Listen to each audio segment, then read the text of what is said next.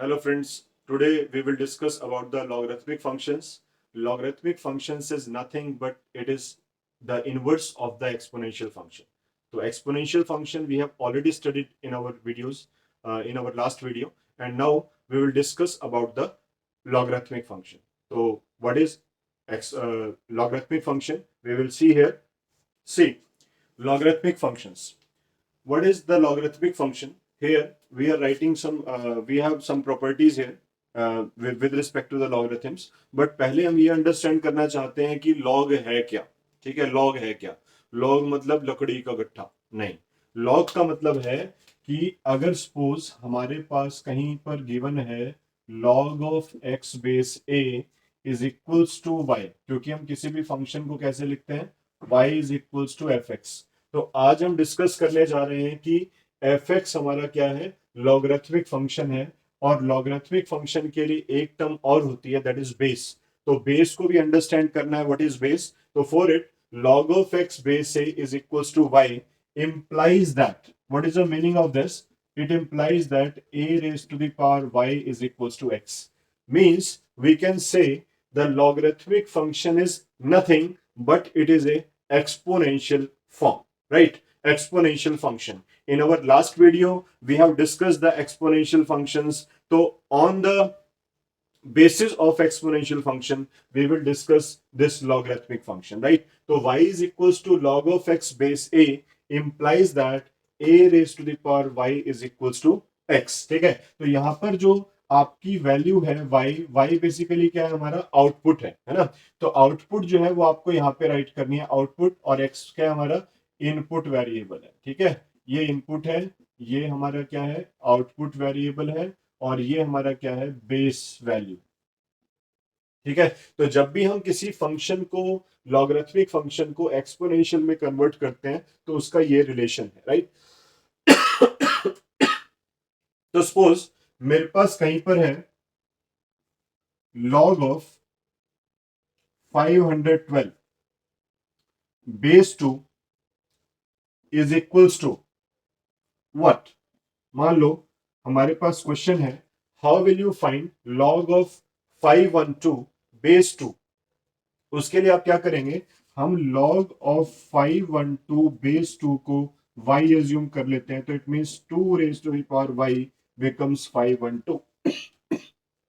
According to the definition y 2 to the power y is equals to 512.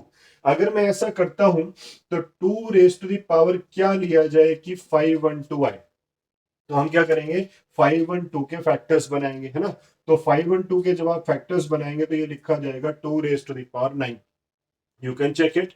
2 into 2 into 2 in 9 times, that will be 512. तो y becomes 9 because ये indices तभी equal होंगी जब इनकी powers equal होंगी, तो y will be 9. तो इसका मतलब क्या होना चाहिए कि इसका जो आंसर होगा दैट इज 9. इसका मतलब log of 512 base 2 is equals to 9. तो in this way we can solve the logarithms, right. एक और एग्जांपल लेते हैं सिंपल सा अंडरस्टैंड करने के लिए. एक सपोज हमारे पास ये एग्जांपल है, log of 1000 base 10. What will be your answer. तो आपको ये सोचना है कि 10 की पावर क्या लें कि 1000 है. 10 की पावर क्या लें, 10 बेस है तो 10 की पावर क्या लें कि 1000 है. तो क्या होगा, 10 टू द पावर 3 लेने पर क्या आएगा, 1000 आएगा, है ना. तो बट फिर भी अगर मैं इसको सॉल्व करना चाहता हूं तो मैं क्या करूंगा, 1000 बेस 10 को y एज्यूम करूंगा. 10 to the power y will be 1000, then 1000 is 10 cube, so y is equal to 3. This is your complete answer. कि हमारा जो आंसर होना चाहिए वो क्या होना चाहिए,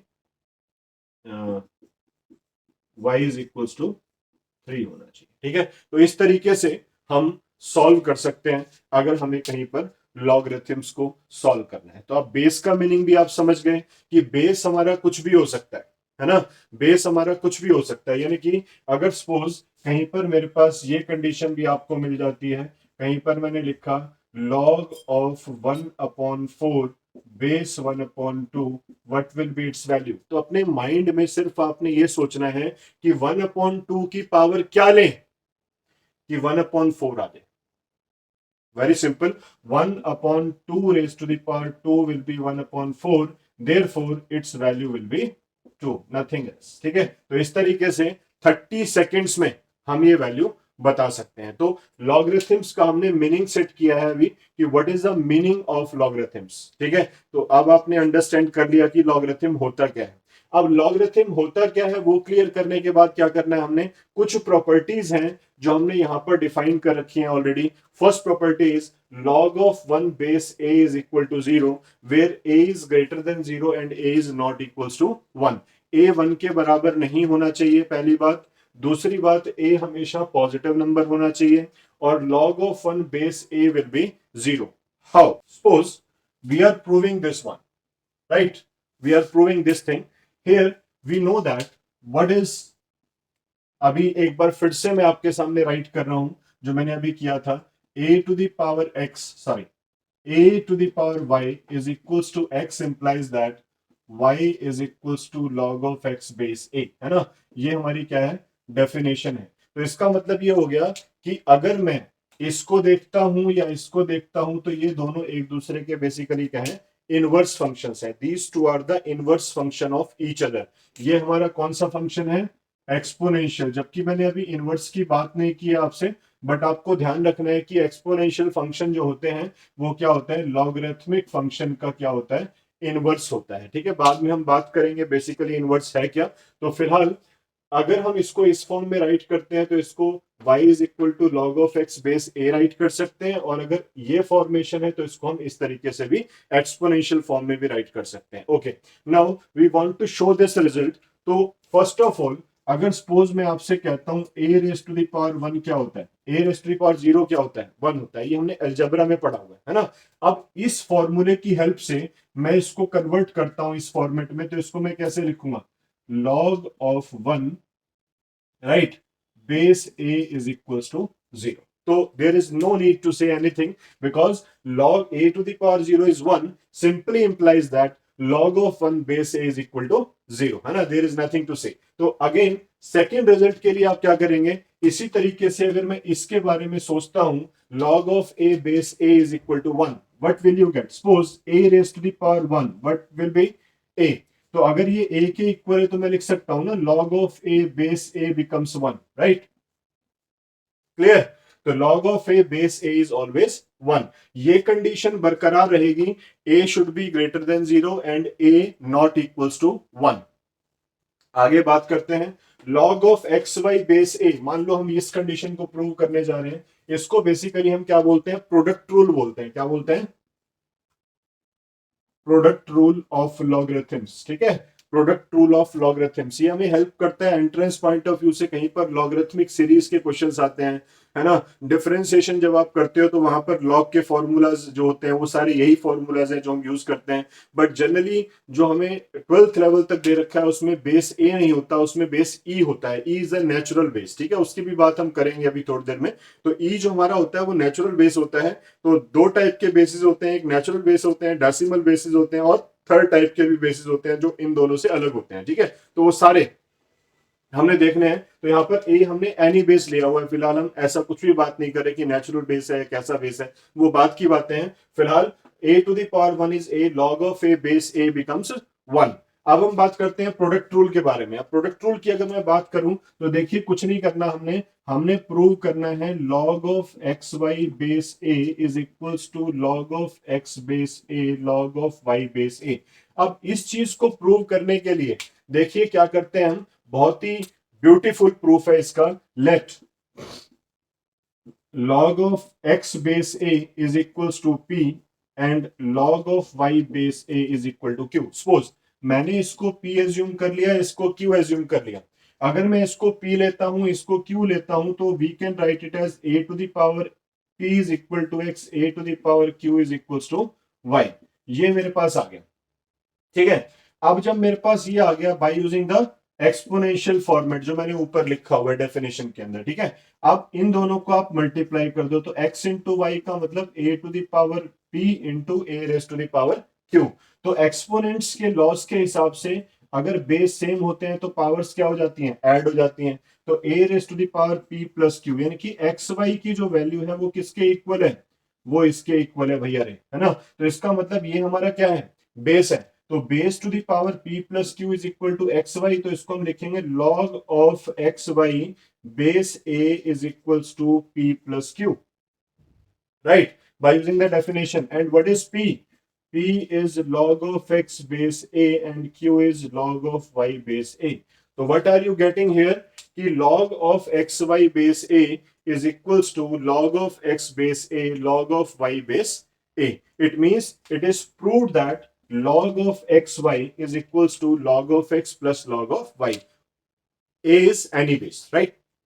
तो इसी तरीके से हम डिवीजन फॉर्मेट भी यूज कर सकते हैं. इसी तरीके से this is called division rule, तो मैं ये राइट कर देता हूं, this is called division rule. And last one is this is called power rule. तो बेसिकली ये हमारे जो रूल्स होते हैं इनको हम यूज करते हैं, डेरिवेटिव्स में भी यूज करते हैं, इंटीग्रेशन में भी यूज करते हैं. तो आपको ये सारे क्रैम करने हैं, लर्न करने हैं, ताकि हम क्या कर सकें, इनको कैलकुलस पार्ट में फ्रीक्वेंटली यूज कर सकें. ठीक है, तो अब ये हमारे लॉज हो गए विद प्रूफ. मैंने आपको बता दिए गाइड करने के लिए कि किस तरीके से हम इनको प्रूव कर सकते हैं.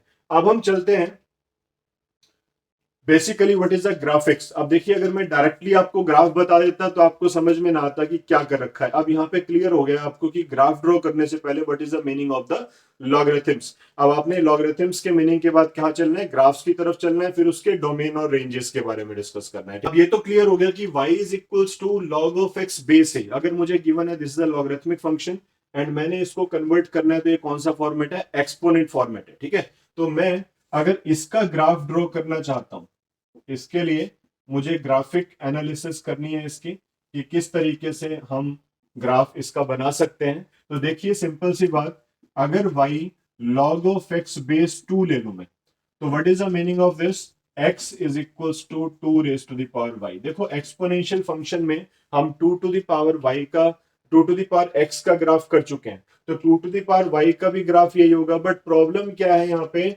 जो डोमेन है वो रेंज बन गया और जो रेंज है वो डोमेन बन गया. पहले था y is equals to 2 to the power x, अब क्या है, x is equals to 2 to the power y. तो क्या करना है आपने, आप इसी के हिसाब से वर्कआउट करो. इसके हिसाब से कैसे वर्कआउट करूंगा, मैं पहले वही 5 वैल्यूज ले लेता हूं जो मैंने पहले ली थी, कोई प्रॉब्लम नहीं है. यहाँ पर y लिख दीजिए, यहाँ पर x लिख दीजिए, पर अब y की वैल्यूज आपने लेनी है 0 1 2 -1 -2, क्योंकि अंडरस्टैंड तो करना पड़ेगा ना कि लॉग का ग्राफ कैसे बनेगा. तो जो आप इसका ग्राफ फॉर्मेशन करोगे वही इसका ग्राफ होगा, राइट. तो हम क्या करते हैं, इसमें 0 पुट करते हैं y की जगह, तो क्या मिलेगा, 1 मिलेगा. अगर 1 पुट करेंगे तो क्या मिलेगा, 2 मिलेगा. 2 पुट करेंगे तो क्या मिलेगा, 4 मिलेगा. -1 पुट करेंगे तो 1/2, और इस पर क्या मिलेगा, 1/4 मिलेगा. अब मैं इसका ग्राफ ड्रॉ करता हूं. देखिए, ये हमारा ग्राफ हो गया, x axis, y axis, and what are the values of x, 1 2 3 4, है ना. x की वैल्यूज 4 तक जा रही है, और y हमारा क्या है, -1 -2, बस यहीं तक ही है. तो मैं एक काम करता हूँ, दिस इज 0 1 2 3 4 -1 -2 -3 -4. वैसे तो यहाँ की जरूरत नहीं पड़ेगी लेफ्ट हैंड साइड की, बट हम फिर भी ग्राफ की ब्यूटी के लिए इसको दिखा देते हैं. अब देखिए, 1 पर, यानी कि जब x की वैल्यू 1 है तो y क्या है, 0 है. तो ये पॉइंट हमारा क्या हो गया, 1 0 हो गया. सेकंड पॉइंट हमारा है 2 1, तो x की वैल्यू 2 1 2 है, तो y कितना है आपका, 1 है. x की वैल्यू 4 है, तो y कितना है आपका, 2 है. तो इस तरीके से, और अगर आप 1/2 लेंगे तो 1/2 के करस्पॉन्डिंग क्या है, -1 है, और 1/4 के करस्पॉन्डिंग क्या है, -2 है. तो in this way we can draw the graph. तो आप इनको ज्वाइन कर दीजिए, राइट. तो whenever you join this we get this thing, right. अब ये हमारे पास फॉर्मेशन हुआ, तो अब ये किसका फॉर्मेशन है, ये लॉग का ग्राफ है. ठीक है, ये किसका ग्राफ है, लॉग का ग्राफ है. तो इसमें देखिए, लॉग ऑफ 1 क्या होता है, 0 होता है.